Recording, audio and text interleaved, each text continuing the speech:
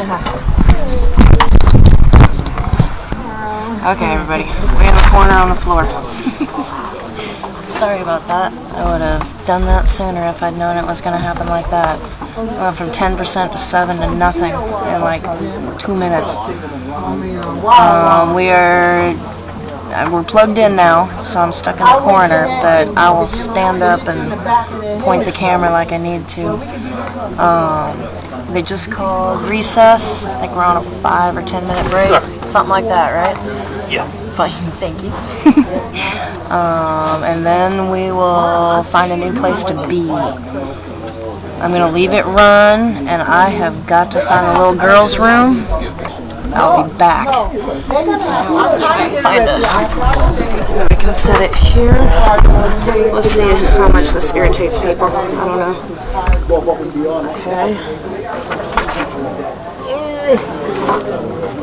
Okay. Okay. One of them, yeah? I think I'm okay here in the corner. Okay. If anybody steals you, pay attention to who they are, and then call me, okay?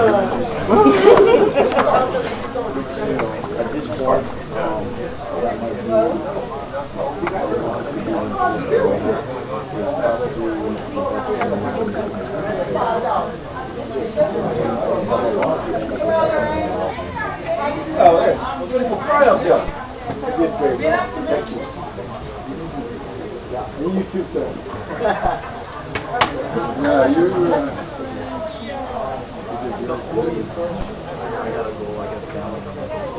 ready to go? Or are you going to stay for the well, I got to wait for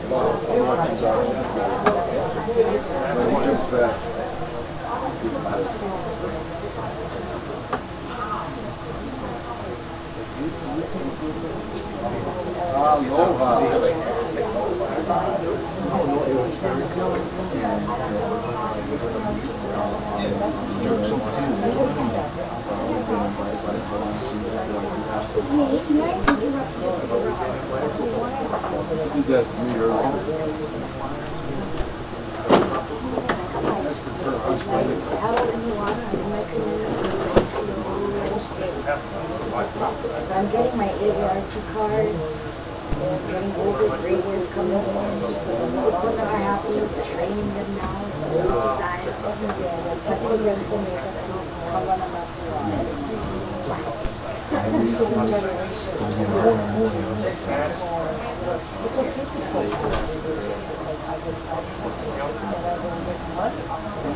That will benefit.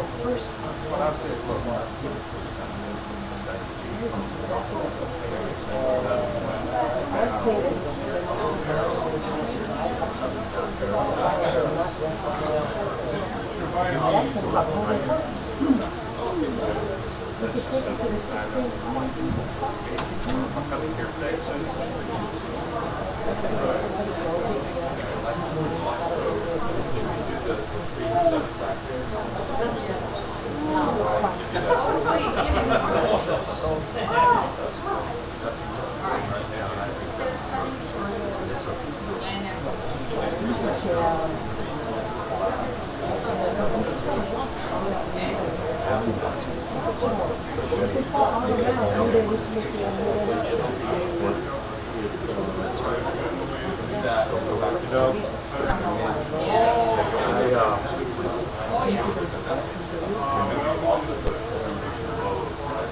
easy to overlook something sometimes, though.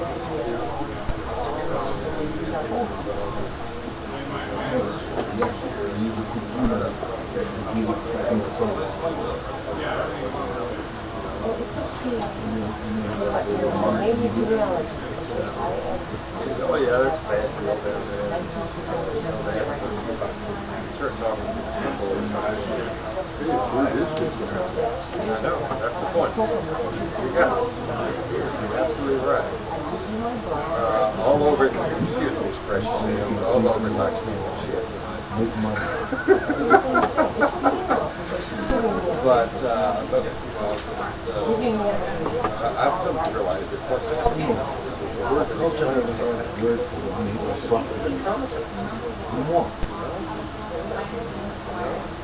had a couple of traumatic experiences. That's why you listen to the way people are expressing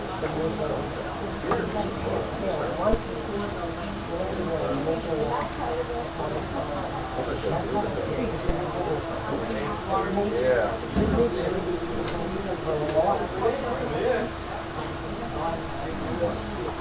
Okay, that's another. It's not a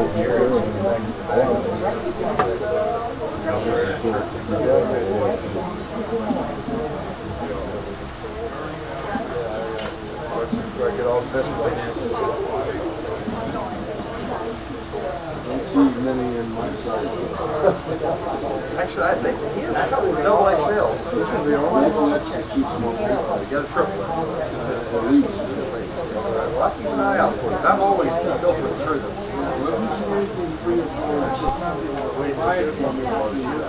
15% markup, right? I got you covered, man. I got you covered.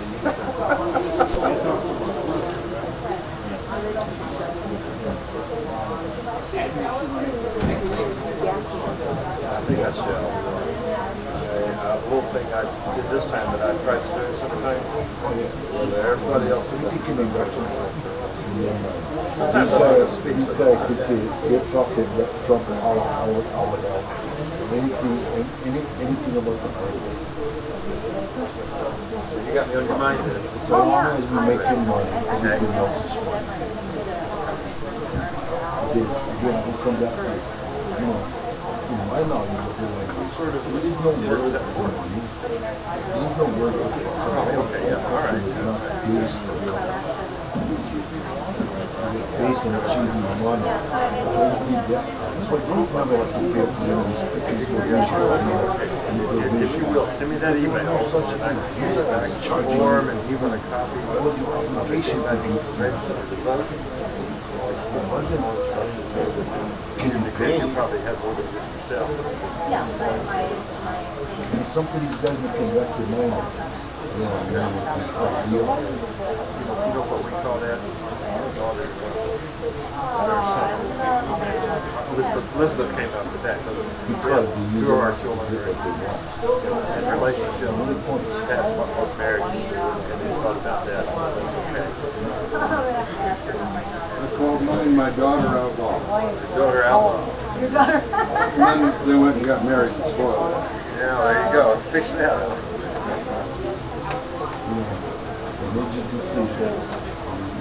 This is a very, very deep emotional issue here.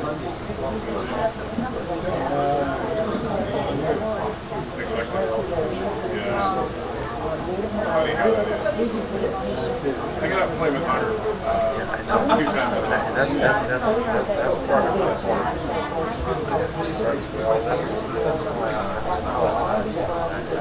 the way I've described it. Being a more better myself and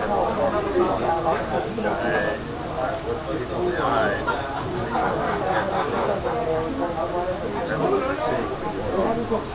Okay,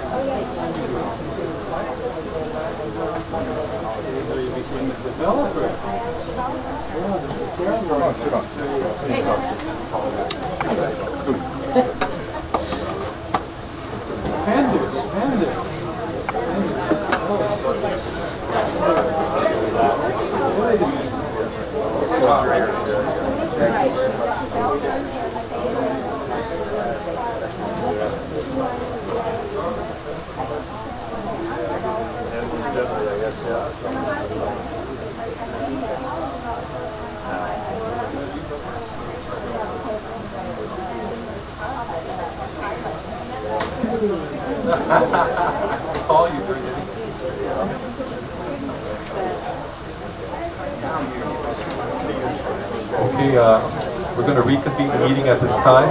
Everyone to get seated, please. Okay, we're back in session.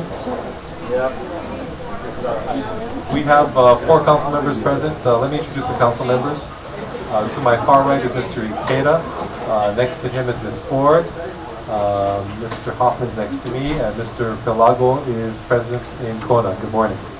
Okay, we're going to call the first item up on the agenda, Communication 646, PowerPoint presentation by Mr. Jay Ignacio, President, Hawaii Electric Light Company, HELCO, from Councilmember Jay Yoshimoto, dated March 16, 2012, stating that a presentation will be made by Mr. Ignacio regarding recent stories covered by the media relating to photovoltaic systems, energy pricing, and geothermal. We have a motion to file Communication 646. Motion made by Mr. Ikeda, seconded by Ms. Ford. Ms. Ford just joined us. Before I ask Mr. Ignacio to start the presentation, we're going to make the announcement that we're going to be taking the presentation at this time, and we're going to take a break for lunch. And this board's committee on finance will be pushed back approximately till about 2 o'clock, and the other committees will follow the corresponding order that they're listed on the agenda. Okay, so Mr. Ignacio, please go ahead and introduce yourself and anyone else you have with you. Thank you, Committee Chair Yoshimoto and other members of the Council. My name is Jay Ignacio. I'm the President of Hawaii Electric Light Company, and I was invited here today to talk about and give some clarification to some of the news articles that have been appearing in the local media, even the state media.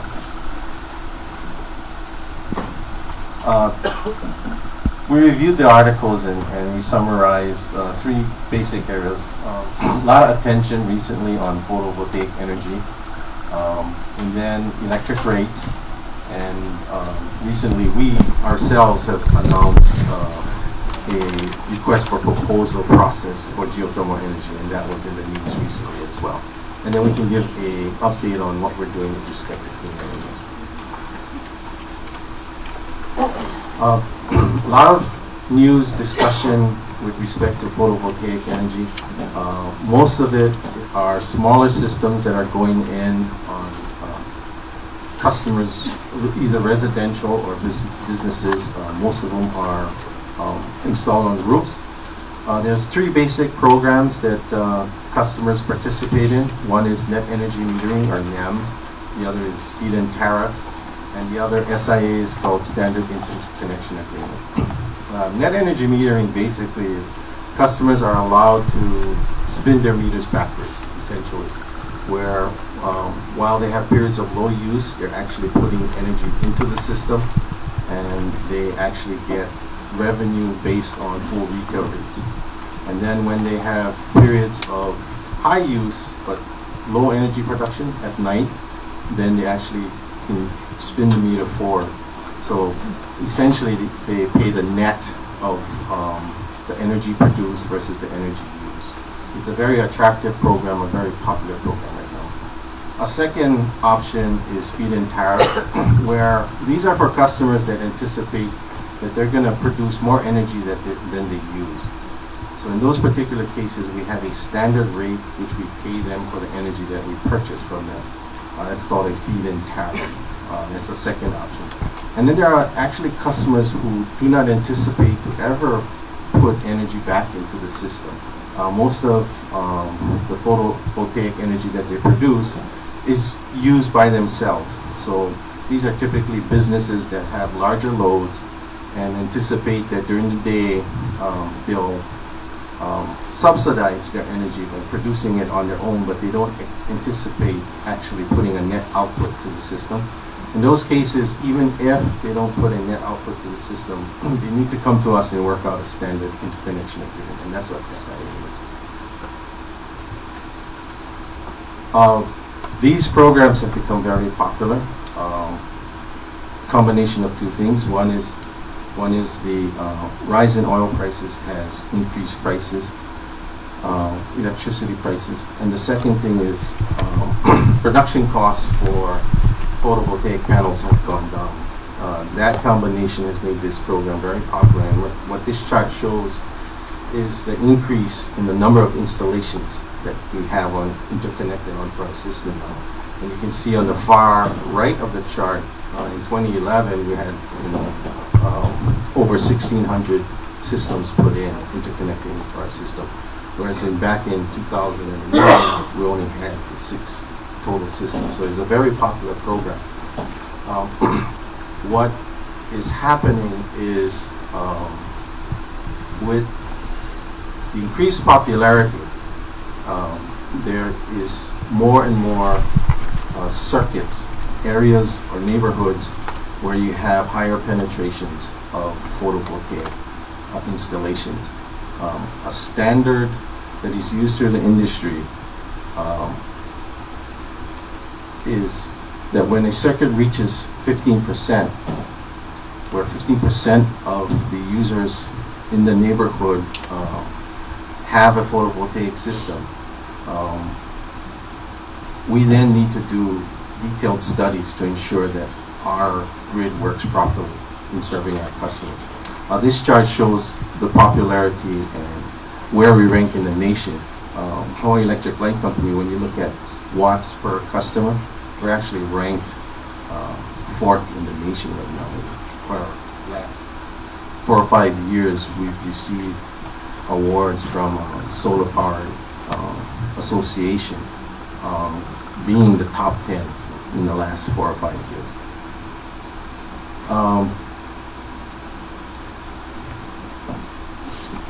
One of the news articles mentioned that there's a price impact, that the utility is asking for a rate increase related to these numerous photovoltaic installations. I'd like to make a little clarification of that. The HELCO did not go and ask for a rate increase related to the photovoltaic installations. What it was is part of the net energy metering program. We need to file a report to the Public Utilities Commission and let them know how many installations are going in and how many kilowatt hours are being generated by net energy metering installations. The Public Utilities Commission is aware that as kilowatt hour sales decline, that could impact rates in the future because the rates are dependent upon the number of total kilowatt hour sales throughout the entire system. So what we did is we filed the report, and the media picked up on the report, and it was portrayed as if we requested an increase, but it's actually a report to the Public Utilities Commission that we're required to file. In that report, we indicated that if rates were adjusted, then it would have been an impact of about $1 per residential customer using a typical load of 600 kilowatt hours. In the news article, it was actually escalated by a factor of 10. We made that correction, but not many readers, I think, picked up on that correction. So I just again want to clarify that we didn't make a rate request increase related to photovoltaic. we're filing a report with the Public Utilities Commission. Now, when we reach a high penetration, and what the industry uses is 15%. When 15% of the customers in an area have installed photovoltaic, we then need to do detailed studies. We need to do detailed studies to ensure that our system operates properly. That's an industry standard. It's a collection of electrical engineers across the industry collectively thinking and deciding, well, what is a good threshold to use in order to then determine if a study is needed. We have adopted that 15% standard. It is not a cap, but it is a threshold. It is a point at which we then do detailed calculations. Before I explain what we do in those studies, I need to give a background on how our grid operates today. Typically, this is a diagram of a typical electric grid, and basically, the traditional grid is designed to have power flow in one direction, where you have centralized power plants that generate power. We step it up and we put the power into our transmission grid, transmit the power to load centers or neighborhoods, and then we reduce the voltage back down to a distribution level. That's what you see in the red lines there. And then when it gets to the customer, we use another transformer and we use it at a service voltage level, and that's typically in the 120 volts range. Power flows from the central stations through the transmission, through the distribution, and to the customers in a one-directional fashion. With the advent of many solar installations, we now have where power can be introduced into the system in many locations. So what we need to do is we need to ensure that a study is done when we have a high penetration. In our case, we're using the 15% threshold to make sure that everything operates properly. And this chart shows is that 15% threshold that we use. It's an industry standard. Things that we look for is voltage regulation or fluctuation. We need to manage the voltage on our system to make sure that we have it in tolerable ranges so we don't do any damage to our customers' equipment, so that the equipment can operate properly within the proper voltage range. Typically, without distributed generation, you will have power flow in one direction, and you will have higher voltages at the source side, and then as more users use the power, you'll have lower voltages at the end of the line. That is no longer true now that we have many smaller generators or photovoltaic systems introducing energy within the system anywhere along the line. So one of the studies we need to do is make sure that the equipment that controls the voltages operates properly when we have a high penetration of small generators on the system. That's part of the study. We're doing this to ensure that all customers, not just the photovoltaic installer, has the proper voltage to their system. Circuit protection. We use the term circuit protection to describe the equipment that removes short circuits off of the system. So if you had, say, a tree branch that fell across one of the distribution lines, a tree branch across the distribution lines is not a normal situation. You would have very high currents flowing from the distribution substation into that short circuit area. We have equipment that detects that problem and removes that problem quickly from our system. When we have other generators on the distribution circuit and reaches a high level, that protective equipment can get confused. We cannot assure that it will detect that problem and remove it quickly, so we have to do detailed studies to make sure that with the addition of photovoltaic systems, that our protective equipment will remove those kinds of short circuits from the system very quickly. That's another part of the study that we did. unintentionally idling. Typically, if we detect a problem on the system, we'll open a circuit breaker at the distribution substation, and that will disconnect power from the neighborhood. Everyone will go dark. We then make the correction. We'll say remove a tree from the line, make sure everything's clear and repaired, and then we'll close the circuit breaker back at the distribution substation and restore power to our customers. With large penetration of photovoltaic systems or other distributed generators, what could happen is when we open the breaker at the substation, there's still enough energy being generated on that circuit for it to continue to keep the lights going in the neighborhood. There's enough energy being able to generate. So we need to ensure that that doesn't occur, because we no longer have it tied to the grid if that was to occur. That would be unintentional islanding. They would be operating as essentially a microgrid, and we no longer have the ability to control the voltages and assure the safety of the public and the equipment. So part of our analysis is to ensure that kind of situation doesn't occur. So that's part of the detailed study. Ground fault over voltage. This is getting a little technical, but on our system we actually have 3 different wires or phases. And if you have a problem on one particular phase, what could occur is the voltage goes low on that phase and very high on the other 2 phases. And we, in the traditional method of serving our customers, we look for that and we ensure that doesn't occur. With the advent of distributed generation on the system, we need to also do that technical analysis, and at times we have been putting in special equipment to ensure that situation doesn't occur. And then harmonics, we generate electricity and distribute electricity with AC power, and the waveform for the AC power is a sine wave. Harmonics is a term that describes the purity of that sine wave, making sure there's no distortion. So when you have many inverters on the system, we need to ensure that there's no distortion to that waveform.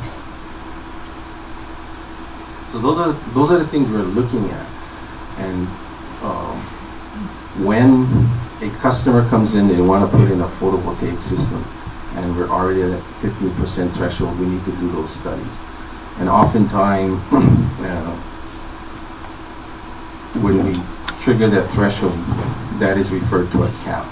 But it's essentially not a cap. What it is threshold, so we need to start doing these detailed studies. And I can understand the frustration of our customers, because they're anxious to put in a photovoltaic system. They want to help in reducing their own electric bill. But these detailed studies are very necessary to ensure the safety of all of our customers on the circuit, not just the particular requester. We have put a significant amount of our engineering resources, labor, to addressing installation of photovoltaic systems. We're not ignoring this. We've acquired outside consultants to assist us with doing these analyses. So it's not like we're trying to slow down or stop installation, but it's a necessary component of ensuring the safety of all of our customers. So I wanted to clarify that, because that's in the news often. I think even today we had another letter to the editor regarding this. Customers feeling that it's unfair and we're trying to stymie photovoltaic installations, but we're not. There has been, articles regarding the cost of electricity, and I think I've been before you before talking about the link of the price of our electricity to the price of oil. And this chart it depicts that link. The green curve is crude oil prices, and the top of the red curve mirrors our kWh price. So you can see that there's a correlation to the price of oil with the price of electricity. And the reason being is nearly all of our electric prices, or all of our generation, are linked to the price of oil. We use diesel fuel. We purchase energy that is created through naptha fuel. We use also residual fuel oil in our steam plants. Those are all linked to the price of crude. And that's why you see that close correlation. The other factor is, even if we're purchasing renewable energy from wind farms, from hydro plants, and even from part of our geothermal, they're linked to the cost of fossil fuel through avoided cost calculations. So we hear the concerns of our customers. We've done things like improving the efficiency of our generating units to reduce the consumption of oil and use less oil so that we can reduce the price. But we still need to do more. We've contracted additional geothermal energy from Puna Geothermal Ventures to help mitigate the problem of linking our cost of electricity to oil. We're very close to finalizing a contract with Pu Honua, that is the biomass facility at Pepeekeo. Latest projections is we're looking at sometime in 2014 to getting energy, biomass energy from Pu Honua. And then what we announced recently is our interest and intent to seek more geothermal energy. Last year, we put out a request for information to landowners and developers who may be interested in supplying us with more geothermal energy.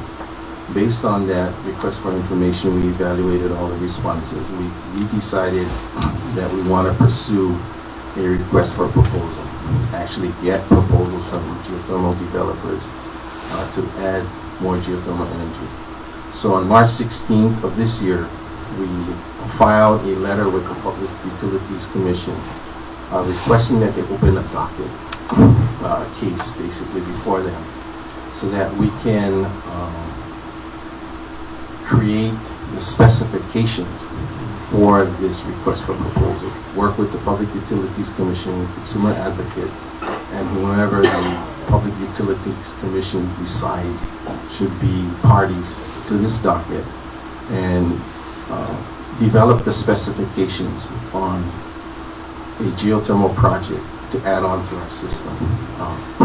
In parallel with this request for proposal, we are currently doing system studies for HELCO.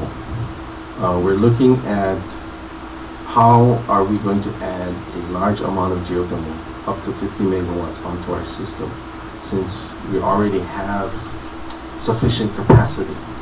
We're looking at things like additional transmission lines, or even retiring some of our existing steam plants.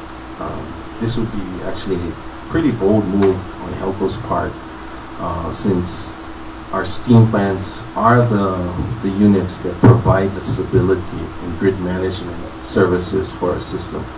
So part of the request for proposal specification would be to ensure that if we were to acquire additional geothermal and retire existing plants, that they have comparable qualities. This is also a bold move financially for HELCO, in that we have existing assets which we are willing to consider to retire in exchange for more geothermal. At this time, we do not see Hawaii Electric Light Company as a company itself being a developer and going out and doing geothermal exploration ourselves. We're looking at outside companies with more expertise than we have in the geothermal field to do this for us.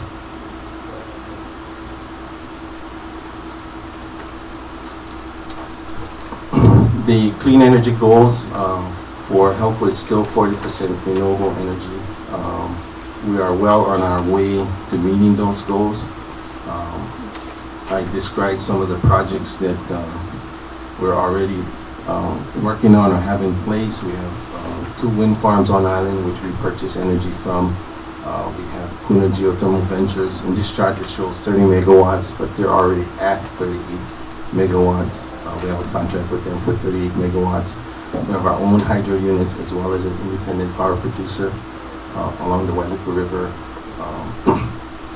And in the future, we're expecting biomass from Pu Honua. 2011, HELCO was at 36.7%. Prior years was 32%, so a 4% increase. With the addition of 8 more megawatts from PGV, we anticipate to even surpass this 36.7%. So we're well on our way to meeting the 40% goal by year 2030. And this is a pie chart that shows the mix, how we come up to the 36.7%. So geothermal is 19.6%, wind 13.3%, and hydro 3.8%. And with that, I'll address any questions that. Thank you, Mr. Ignacio. Mrs. Ford, do you want to make a comment before we break, or? Oh, you know what? No. Yeah, because what I wanted to do was I wanted to take a lunch break and then finish up with the public testimony portion, then go to the council members' questions. Otherwise, it'll get too confusing. So, if that's okay. So, it's about 12:15. Council members, what time do you want to come back? 1:15 or 1:30? 1:30. Okay. We're going to take a recess. We'll reconvene at 1:30. Okay. Thank you. Thank you. Came back just in time for break.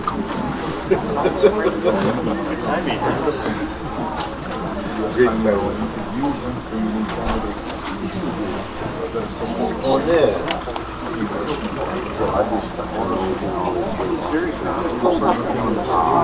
Now what do we do?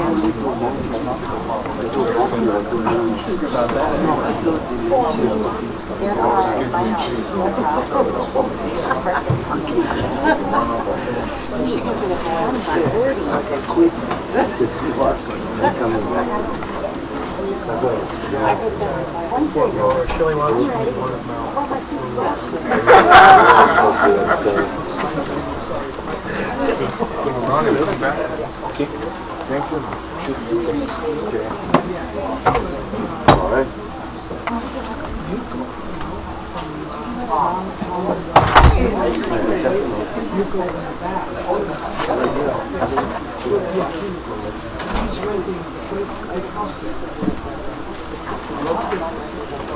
There you are. Now what? Trying to decide if I was going to come around with this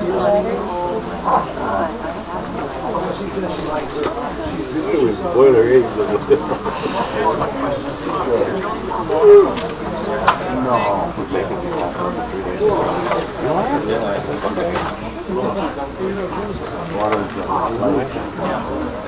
But it's about 15 minutes. All right, Ron?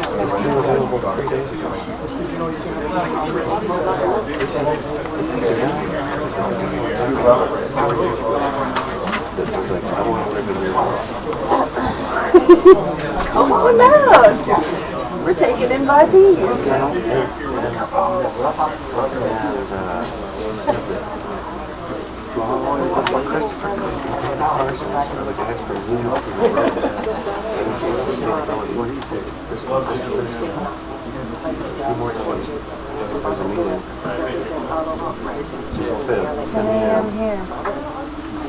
We'll be here. Cheer that off. 10 a.m. on Thursday. We'll be back.